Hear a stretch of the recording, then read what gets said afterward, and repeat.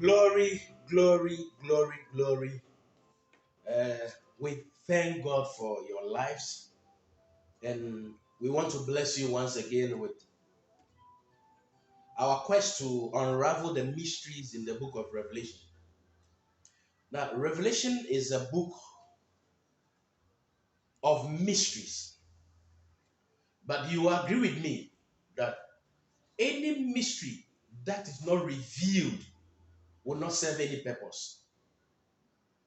So, Revelation cannot be unpacked in isolation, independent of other scriptures. So, though it is prophetic, there are mysteries that must be decoded. The, there are other scriptures that can unravel this mystery so that it makes sense to all. So that we can turn water into wine, not the other way around, turning wine into water. Now, Revelation chapter 12, I want us to look at the topic of the man child. Revelation chapter 12, verse 5. And she brought forth a man child. Why would somebody give birth to a man child? What is a man child? Who is a man child?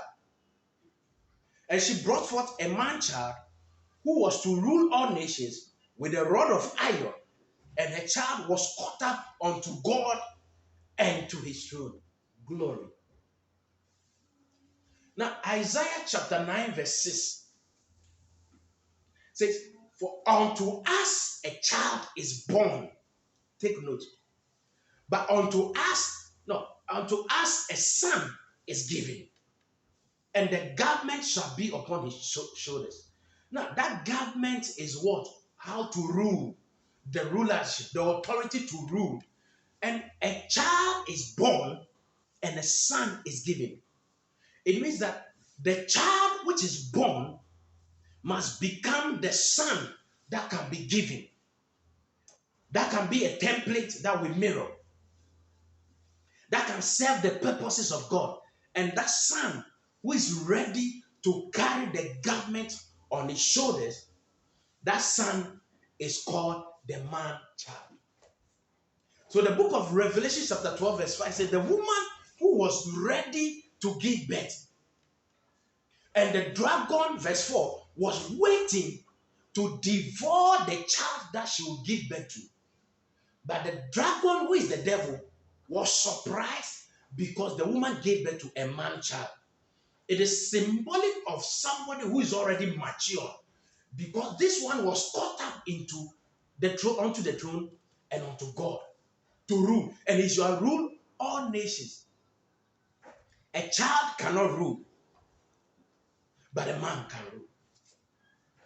That's why unto us a child is born, but the child must not remain at the infancy stage.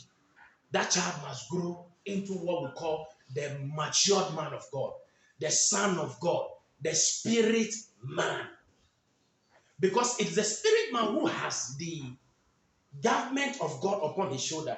What it means that it is a spirit man who can execute the purposes of God. So when a woman is going through birth pain, the expectation of receiving a child, a baby, because of that, she's ready to go through that pain in order to have a child. She will have that child, the baby.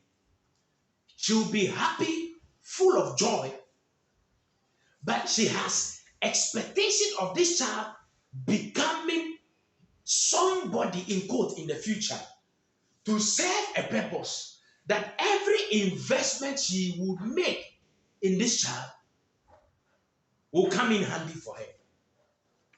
So God is interested in children growing to the stage, becoming a man who can be caught up to connect to the throne.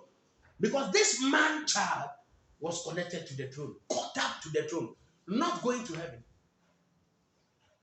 But it takes mature sons of God to connect to the throne, because it is only the throne, from the throne, where you can execute the purposes of God.